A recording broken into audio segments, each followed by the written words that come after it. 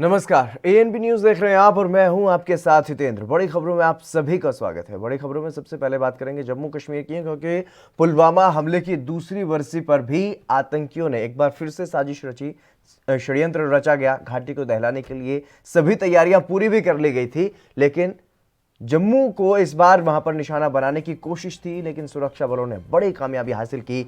देश के सुरक्षा बलों ने इस साजिश को नाकाम कर दिया। सुरक्षा बलों ने जम्मू में एक बस स्टैंड के पास 6 से 6.5 किलोग्राम आईईडी बरामद किया है और इस पूरे घटनाक्रम पर जम्मू जोन के आईजी मुकेश सिंह ने बताया कि अनंतनाग और जम्मू पुलिस को बड़ी कामयाबी मिली है। बता दें कि इस मामले में अब तक अलग अलग जगहों से 8 लोगों की गिरफ्तारी भी हो चुकी है। वहीं जम्मू कश्मीर के डीजीपी ने 2 अन्य ऑपरेशन के बारे में भी जानकारी दी है। उन्होंने बताया कि जैश ए मोहम्मद और लश्कर ए तैयबा ने जम्मू कश्मीर में नए संगठन बनाए, जिनमें टीआरएफ और लश्कर ए मुस्तफ़ा का खुलासा उन्होंने किया है और दोनों संगठनों के जो चीफ कमांडर हैं उनको भी पकड़ने की बात कही गई है।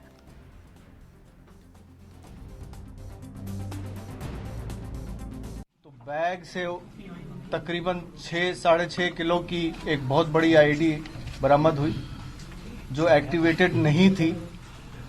पूछताछ करने के दौरान उसने ये बताया कि वो नर्सिंग कॉलेज का स्टूडेंट है और चंडीगढ़ में पढ़ाई करता है और उसको पाकिस्तान से अल बदर तंजीम के हुक्मरान के ज़रिए मैसेज आया था कि उसको यहाँ पे एक आईडी प्लेस करनी है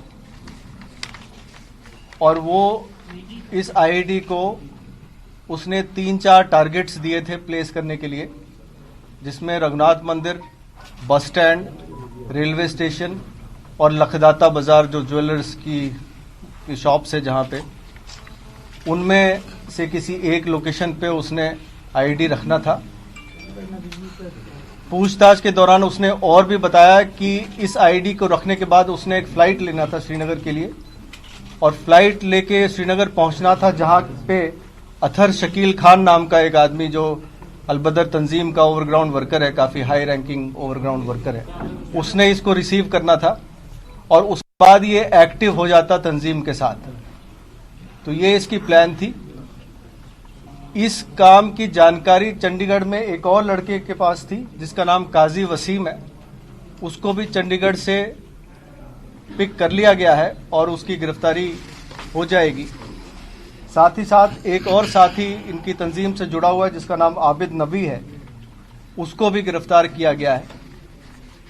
तो इस गिरफ्तारी से और इस आईडी की रिकवरी से ये तकरीबन 6-6.5 किलो की आईडी, अगर इसमें आरडीएक्स होगा, अभी इसकी पूरी जांच की जाएगी बॉम्ब डिस्पोजल स्क्वाड के द्वारा, तो ये बहुत बड़ा धमाका हो सकता था, काफ़ी जानो माल के नुकसान हो सकती थी।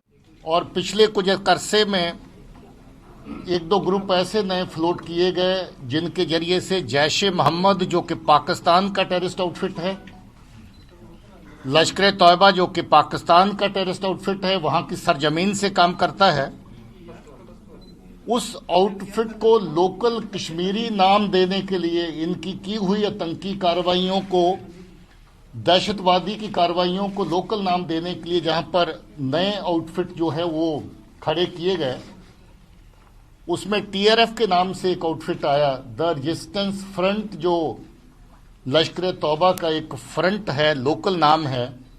जितनी कार्रवाइयां लश्कर तौबा पिछले अरसे से कर रहा है वो वो टीआरएफ के नाम पे जहां पर ओन की जाती थी।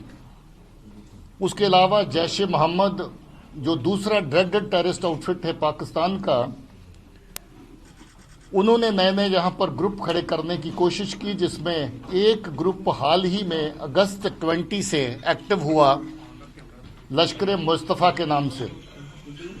इनकी ट्रैकिंग कश्मीर की तरफ से काफ़ी लंबे अरसे से दोनों नए खड़े हुए ग्रुप्स की लीडरशिप की जा रही थी और कश्मीर की पुलिस, खासतौर पे अनंतनाग की पुलिस ने जम्मू पुलिस के साथ मिलकर के इन दोनों ग्रुप्स की लीडरशिप को बेनकाब किया और दोनों के चीफ कमांडर जो हैं उनको पकड़ लिया गया है।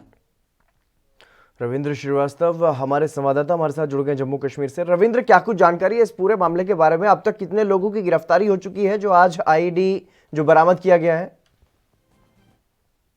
बात करें तो 8 लोग जो हैं वो इस मामले में पकड़े गए हैं, खास करके चंडीगढ़ में रहने वाले जो जिसने आईडी प्लांट की थी वो पकड़ा गया है। वो हालांकि वो चंडीगढ़ में एक छात्र है, वहां पढ़ाई कर रहा था, लेकिन पाकिस्तान के द्वारा वहां पर उसको संपर्क किया गया और अपने आतंकी ग्रुप में उसको शामिल करने के लिए एक टारगेट दिया गया कि जम्मू में आज के दिन, खास करके आज पुलवामा हमले की दूसरी बरसी है और इस दौरान जो है जम्मू में एक बड़ा धमाका किया जाए, और इसी वजह से उसको चंडीगढ़ से जम्मू भेजा गया था ताकि यहाँ पर एक आईडी प्लांट की जाए और बड़ा धमाका किया जाए।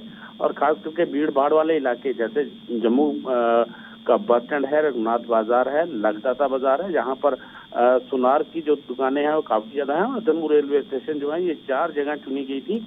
तो यहाँ पर जो है आईडी प्लांट की जाए और यहाँ पर एक बड़ा धमाका किया जाए, लेकिन सुरक्षा एजेंसियां और जम्मू कश्मीर पुलिस जो है पूरी तरह से मुस्तैद है और ऐसे इनपुट्स पहले भी मिल चुके हैं कि जम्मू को दहलाने की कोशिश जो है वो की जा रही है। हालांकि जो कहा जाए कि पाकिस्तान में जो संगठन है, खासकर जैश ए मोहम्मद और लश्कर ए तोयबा, इसके जो कश्मीर के अंदर ऑपरेट कर रहे हैं, उनके नाम जो TRF है और जो कहा जाए एक और संगठन है। बिल्कुल रविंद्र, ये कहीं ना कहीं एक बड़ा खुलासा किया गया है आज DGP की तरफ से, जो जानकारी दी गई है कि जो जम्मू कश्मीर में जो आतंक फैलाने का काम कर रहे हैं, आतंक फैलाने की जो कोशिश कर रहे हैं पाकिस्तान में बैठे हुए आतंकी संगठन, वो यहीं के कुछ ना कुछ क्षेत्रीय नए नाम बना रहे हैं और उसके तहत आतंक फैलाने की पूरी कोशिश कर रहे हैं यहाँ। जी बिल्कुल, देखिए TRF जो है वो द टेररिस्ट फ्रंट जो है, और एक कहा जाए तो दूसरा एक और ग्रुप है वो भी यहाँ पर अब जो है जम्मू के अंदर अपना बेस बनाना उन्होंने शुरू कर दिया है, क्योंकि जिस तरह से पिछले कुछ दिनों की बात करें तो लगातार टनल्स जो हैं वहां पर मिली हैं और आतंकी जो है टनल के जरिए क्रॉस भी करके कश्मीर घाटी की तरफ कूच करते रहे हैं, और बीच में कई बार एनकाउंटर भी हुए हैं जिसमें वो मारे भी गए हैं।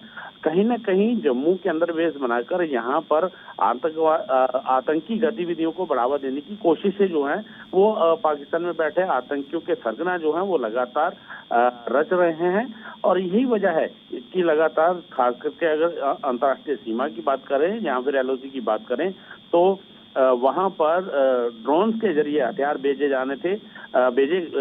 गए, और यही वजह है कि अब जम्मू के अंदर बैठ के जिस तरह से टनल्स के कोई आतंकी क्रॉस करता है तो उसको कश्मीर घाटी में कैसे पहुंचाया जाए, और खास करके जिस तरह से खुद DGP ने कहा है कि पंजाब में बैठे जो इनके सहयोगी हैं उनके साथ मिलकर ये बिहार से हथियार पहुंचाने का काम जो है ये छात्रों के द्वारा करवा रहे हैं, और खास करके जम्मू में बैठे जो आतंकी संगठनों के आका जो पहुंचे हैं, खास करके हम बात करें TRF की और लश्कर ए मुस्तफा नामक जो आतंकी संगठन है जो जैश ए मोहम्मद और लश्कर ए तोयबा का ही एक विंग है, और उनके द्वारा यहाँ पर पिस्टल भी लाई गई हैं और जो कश्मीर घाटी पहुंचाई गई है आतंक फैलाने के लिए। लेकिन कहा जाए तो एक बड़ी वारदात आज होने से बच गई है, क्योंकि 7 किलो RDX जो है बरामद हुआ है, और ये एक बहुत बड़ा धमाका जो है यहाँ पर हो सकता था और काफी ज्यादा नुकसान जो है जम्मू के अंदर मचाया जा सकता था आतंकियों के द्वारा। जी रविंद्र, जो आरोपी पकड़े गए, जो आतंकी पकड़े गए, क्योंकि जिस तरीके से IG मुकेश सिंह की अगर बात की जाए तो उन्होंने जैसे कि बताया कि ये यहाँ पर पहले इनको IED प्लांट करना था और उसके बाद श्रीनगर में जाकर के वो एक्टिव होते, तो क्या ये लोग ट्रेनिंग पर थे अभी? जी बिल्कुल, देखिए जैसे मैंने पहले कहा कि इनको यहाँ पर इसी वजह से भेजा गया था कि आप पहले किसी वारदात को अंजाम दीजिए और फिर उसके बाद वहां पर जाकर, हालांकि इसको जो पकड़ा गया है आतंकी जिसने आईडी प्लांट करनी थी वो जाकर वहां पर उसको रिसीव करने के लिए वहां पर आबिद नबी नाम का शख्स जो है वो वहां पर पहले से ही अल बदर तंजीम का हाई प्रोफाइल ग्राउंड वर्कर जो है, माफी चाहूंगा, अतर शकील जो है वो उसने रिसीव करना था, और इसके बाद इसकी गतिविधियां को देखते हुए इसको आतंकी संगठन में शामिल करना था। तो ये कहीं ना कहीं जो पढ़े लिखे युवा हैं उनको बरगलाया जा रहा है, उनको देश के खिलाफ खड़ा किया जा रहा है, ताकि यहाँ पर गतिविधियां जो आतंकी गतिविधियां हैं उनको उनमें बढ़ावा किया जा सके, क्योंकि जिस तरह से कश्मीर घाटी के अंदर आए दिन आतंकी जो हैं वो मारे जा रहे हैं, अवगुण पकड़े जा रहे हैं, इसी वजह से अब आतंकी जो है खास करके जम्मू की तरफ उनका रुख हुआ है और जम्मू के अंदर बड़ी वारदातों को अंजाम देने की फिराक में है। इसी वजह से लगातार अगर पिछले एक हफ्ते की बात करें तो पिछले एक हफ्ते के दौरान जो है 2 बड़े आतंकी जो हैं वो पकड़े गए हैं और उनके लिंक्स जो हैं वो सीधे पाकिस्तान के साथ जुड़ते हैं और खास करके जैश ए मोहम्मद और लश्कर ए तैयबा जो आतंकी संगठन है उनके सहयोगी संगठन यहाँ पर भी हैं और कहा जाए तो उन्हीं की द्वारा यहाँ पर बड़ी वारदात को अंजाम देने की फिराक में थे। खास करके हिदायतुल्लाह की बात करें तो हिदायतुल्लाह ने जब पूछताछ की गई है तो उसने ये भी कहा है कि वो NSA चीफ अजीत डोभाल की पूरी रैकी की है, ऑफिस कहाँ पे है, उनके घर कहाँ है, उसकी रैकी कर उसके वीडियो जो है वो पाकिस्तान भेजे हैं ताकि कहीं ना कहीं जिस तरह से जैश ए मोहम्मद की अगर बात करें तो NSA चीफ जो अजीत डोभाल हैं उनके साथ वो खार खाए हुए हैं। खास करके काफी पुरानी दुश्मनी जो है जैश ए मोहम्मद के साथ जो चली आ रही है। जब कंधार का प्लेन हाईजैक जहां से जम्मू से किया था और कंधार ले गए थे उसी दौरान जो है अजीत डोभाल भी उसी में प्लेन में थे और उन्हीं के द्वारा जो है सारी बातचीत जो है वो की गई थी। जैश ए मोहम्मद तभी से उनके साथ खार खाए हुए हैं और यही वजह है कि उनकी रैकी की और अब उनकी सुरक्षा जो है वो बढ़ा दी गई है। तो इसका खुलासा भी जम्मू कश्मीर पुलिस के DGP जो है दिलबाग सिंह ने उन्होंने किया है। तो ये सारी चीजें कुल मिलाकर बात की जाए तो यहाँ पर कहीं ना कहीं फिर से आतंकवाद को रिवाइव करने की कोशिश जो है वो आतंकियों के सरगना द्वारा जो है वो की जा रही है। लेकिन रविंद्र, ये जो छात्र थे जो चंडीगढ़ में पढ़ते थे वो किस तरीके से आतंकी संगठनों से जुड़े और कैसे वो आतंकी बने, इस बारे में कोई जानकारी अभी तक? जी देखिए, इनके साथ पाकिस्तान के जरिए ही पाकिस्तान में बैठे जो आतंकियों के आका हैं, खास करके जो यहाँ से पाकिस्तान चले गए हैं, वो उन्होंने ही जो चंडीगढ़ में छात्र पढ़ रहे हैं या देश के अन्य राज्यों में जो छात्र पढ़ रहे हैं उनके साथ कहीं ना कहीं लगातार संपर्क में करने की कोशिश करते रहते हैं। अगर कोई उनके बहकावे में आ जाता है तो उसका इस्तेमाल जो है वो कहीं ना कहीं करते हैं। जैसा कि इस केस में हुआ है, जो ID प्लांट करने के लिए यहाँ पर पहुंचा था युवक जो है सोहेल, जो जिसने चंडीगढ़ में पढ़ाई करते दौरान ID प्लांट करने की यहाँ पर कोशिश की लेकिन समय रहते पकड़ा गया और एक बड़ी वारदात होने से बच गई। तो ये कहीं ना कहीं जो आतंकी बैठे हुए हैं खास करके घाटी के अंदर, जहाँ अब जम्मू में अपना बेस बनाने की कोशिशें जो हैं वो की जा रही हैं, तो ये कहीं ना कहीं दर्शाता है कि पाकिस्तान और उनके पाले हुए आतंकी जो हैं खास करके कश्मीर घाटी के अंदर जो बैठे हुए हैं वो लगातार यूथ को बरगलाने के लिए कोशिशें जो हैं वो लगातार कर रहे हैं और जो उनके बहकावे में आ जाता है तो उसको प्रलोभन देकर उसको आतंकवादी गतिविधियों में शामिल किया जाता है। जब पकड़ा जाता है तो फिर वो उनसे किनारा कर लेते हैं, लेकिन कहीं ना कहीं उनको ये बरगलाया जाता है कि आपको एक आतंकी संगठन का बड़ा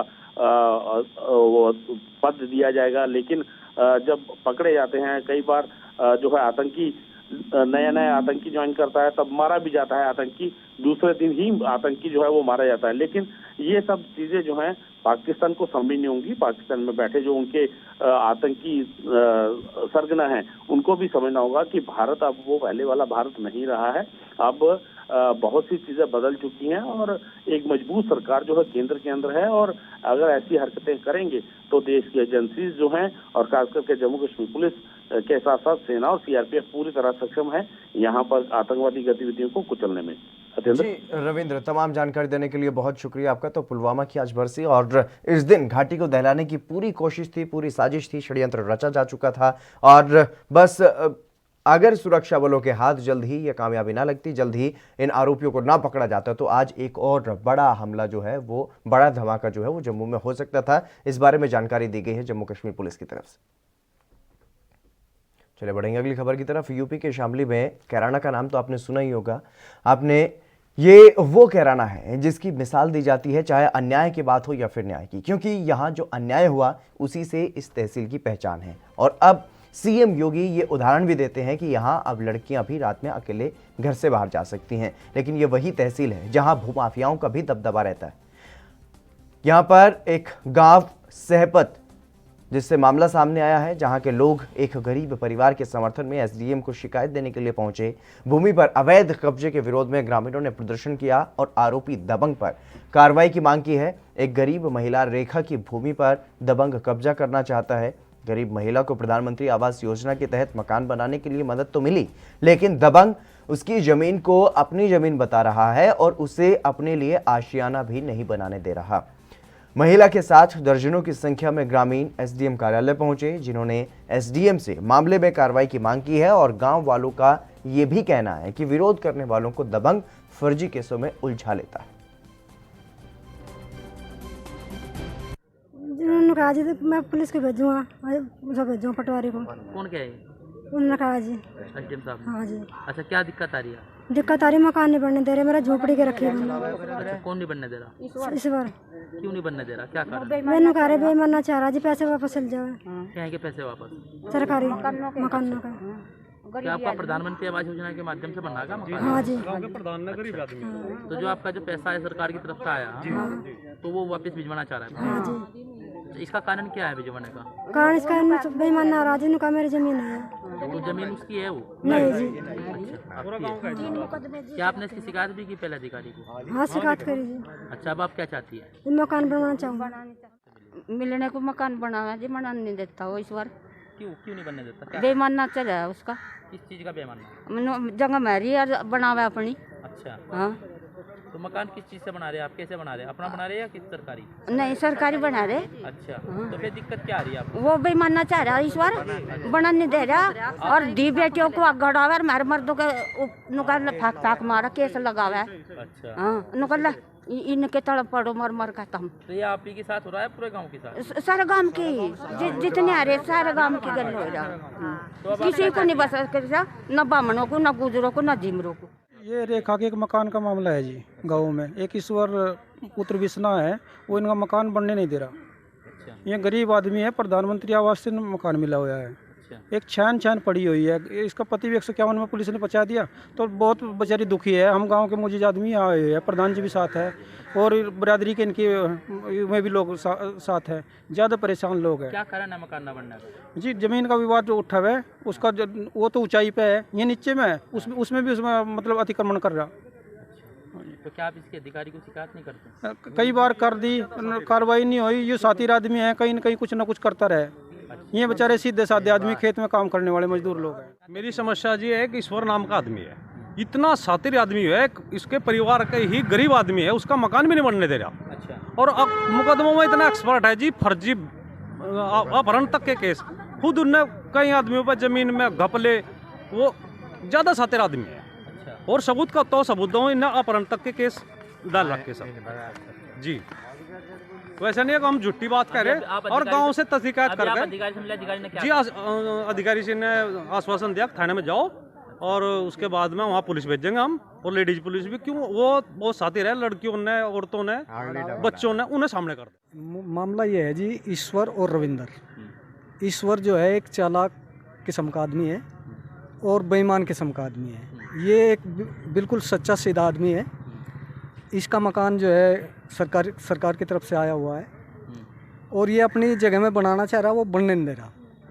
हाँ, बिल्कुल नाजायज कर रहा, बेईमान नहीं कर रहा। कारण क्या है ना बनने का? कारण तो यही है ना कि वो चाह रहा कि किसी वजह से इसके पैसे वापस चले जाएं, इसका मकान बनने ना पाए, और उसका जगह जो है वो एक विवाद रूप में ले रहा उसने, जिसमें कि गांव में किसी से पूछ लो आप, वो बिल्कुल ही शुक्कड़ और रविंदर की जगह है पहले से ही। रविंदर कौन है? रविंदर, हाँ। दीपक हमारे संवाददाता हमारे साथ जुड़ गए अधिक जानकारी के साथ। दीपक, क्या है ये पूरा मामला? कौन है वो दबंग जो जमीन पर कब्जा करता है? और ग्रामीणों ने जैसा कि बताया कि कई परिवार ऐसे हैं जो उससे परेशान हैं।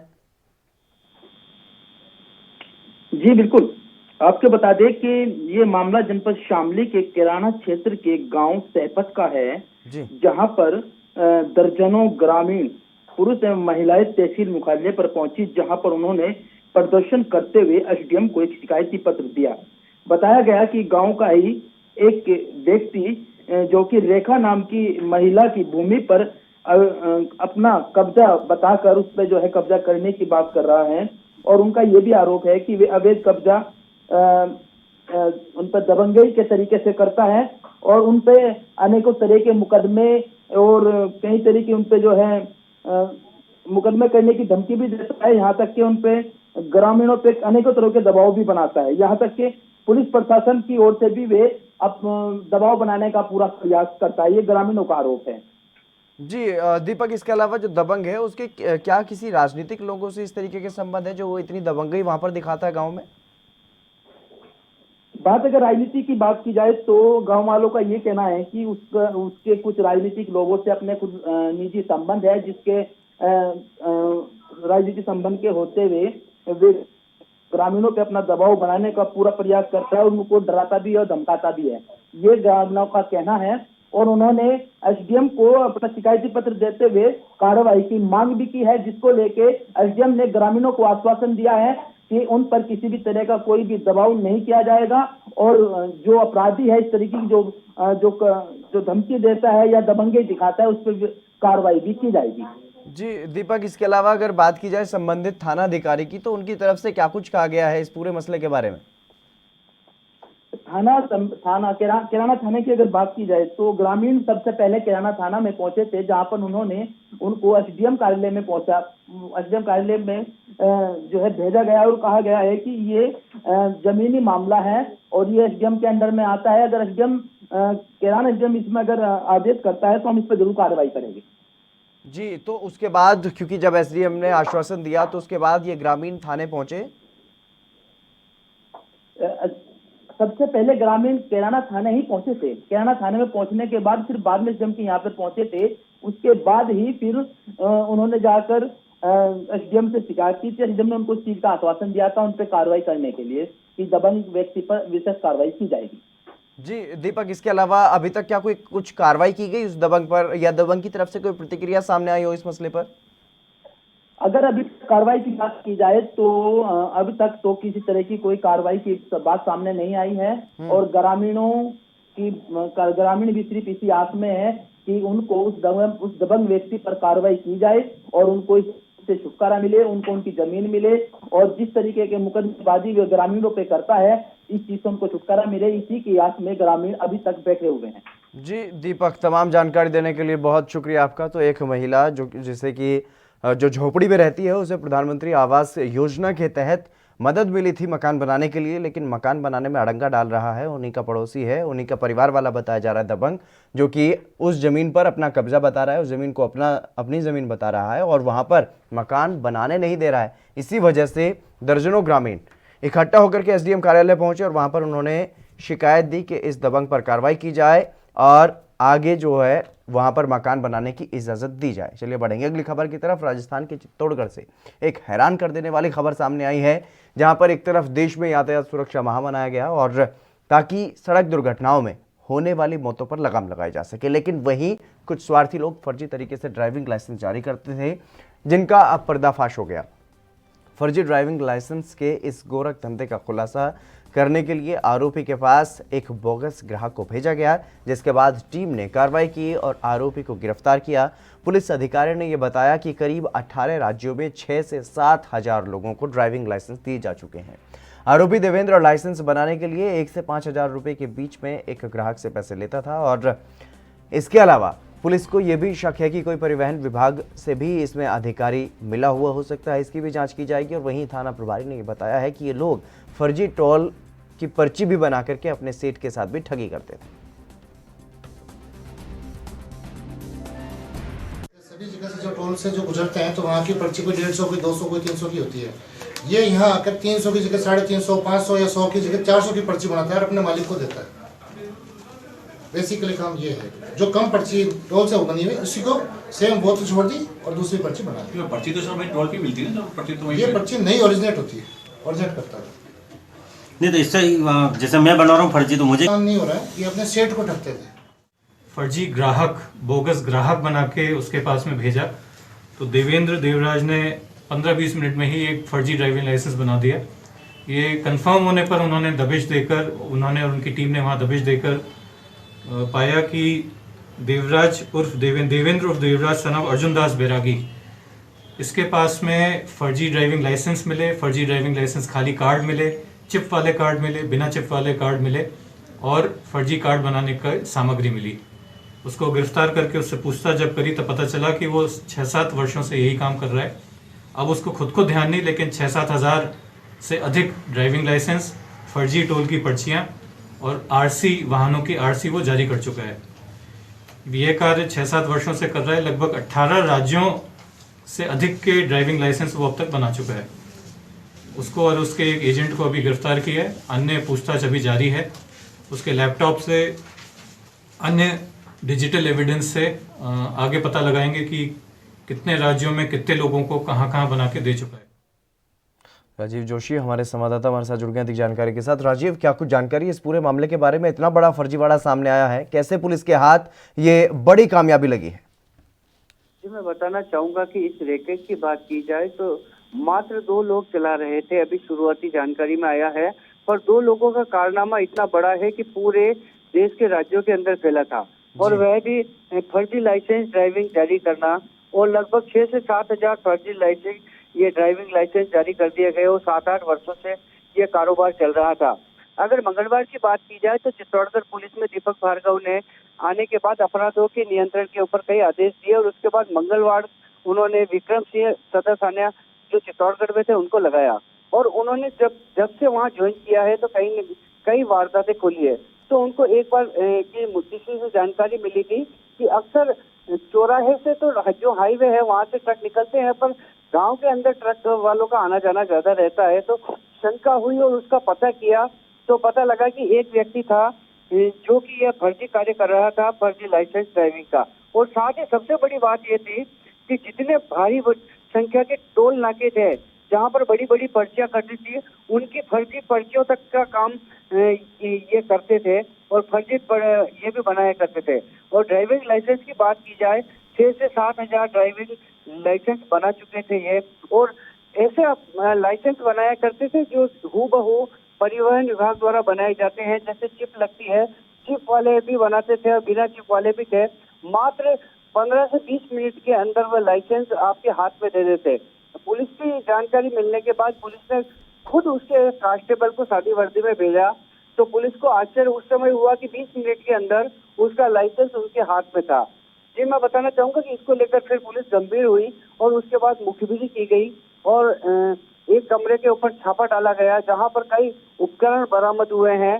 2 आरोपियों को गिरफ्तार किया है, तथा अब इसमें एसपी दीपक भार्गव का भी कहना है कि अगर बड़ी इन्वेस्टिगेशन एजेंसियों से भी इसकी जांच करवानी पड़ी तो वे करवाएंगे, क्योंकि यह पूरे देश का मामला है। अगर बात की जाए तो देश के किसी राज्य को नहीं छोड़ा वहां पर आके, और पूरे देश की क्योंकि नेशनल हाईवे के से ट्रकें निकलती है तो उन ट्रकों के लाइसेंस हाथों हाथ बन जाते थे, और उनकी अगर चाहे तो ये पर्चियां भी बन जाती थी टोल प्लाजा की। जी राजेश, इसके अलावा क्योंकि जिस तरीके से पुलिस अधिकारी ये भी बताते हुए नजर आए कि कुछ परिवहन विभाग के अधिकारी भी इसमें शामिल हो सकते हैं, तो उस बारे में अभी तक क्या कुछ जांच में सामने आया है? इस बारे में कोई जानकारी आई सामने? जी, मैं बताना चाहूंगा कि जांच की शुरुआती तौर पर थी, और शुरुआती तौर के ऊपर मामला सामने आया है।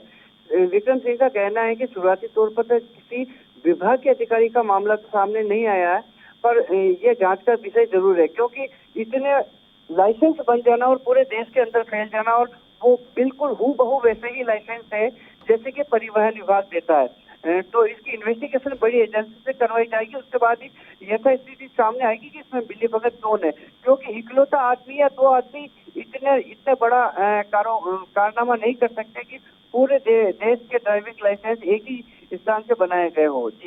जी राजेश, उनके पास से क्या कुछ सामान ऐसे बरामद हुए हैं जिसकी मदद से वो इस तरीके के काम करते थे? जी, मैं बताना चाहूंगा कि अगर उनके पास बात की जाए तो कई तो लैपटॉप मिले हैं, लैपटॉप के साथ ही प्रिंटर थे। उनके पास छोटा प्रिंटर एरिकॉम कंपनी का है, एक छोटा प्रिंटर इप्सन कंपनी का, तो वहीं कई टूल बॉक्स मिले, कई हार्ड डिस्क मिली है, पेन ड्राइव मिले हैं, और डोंगल मिले हैं जिससे कि ये ऑनलाइन भी लाइसेंस निकाला करते थे। अगर बात की जाए तो इनका कहीं न कहीं रैकेट और दूसरी जगह भी मिलने की पूरी संभावनाएं भी जताई जा रही है। जी, इसके अलावा इस बारे में क्या कुछ जानकारी है? क्या सिर्फ यही एक वजह थी कि ये बहुत जल्द लाइसेंस दे देते थे, इसीलिए लोग इनके पास लाइसेंस बनवाने जाते थे, या फिर कोई और भी वजह है? जी मैं बताना चाहूंगा कि कहीं न कहीं इनकी लाइसेंस तो इतनी लंबी थी कि ट्रक ड्राइवर आते और आके और लाइसेंस बना के निकल जाते।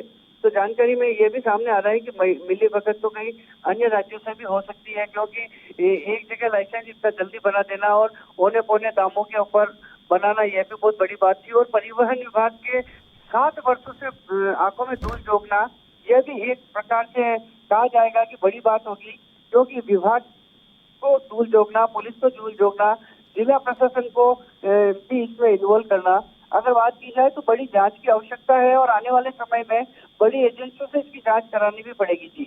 जी राजेश, तमाम जानकारी देने के लिए बहुत शुक्रिया आपका। तो चित्तौड़गढ़ से एक ये बड़ी खबर सामने आई है, जहां पर कई राज्यों के जो ड्राइविंग लाइसेंस है वो बनाने का काम कुछ लोग करते थे फर्जी तरीके से। बहुत बड़ा फर्जीवाड़ा। अब तक करीब 6 से 7 हजार ड्राइविंग लाइसेंस जो फर्जी तरीके से बनाए गए वो इन लोगों ने बांटे हैं। पुलिस अधिकारी ने ये बताया कि इनको भी नहीं पता कि ये कितने ज़्यादा इन्होंने ड्राइविंग लाइसेंस जो है वो बांट दिए, लेकिन 6 से 7 हजार तक इन्होंने ड्राइविंग लाइसेंस जो है वो बांटे।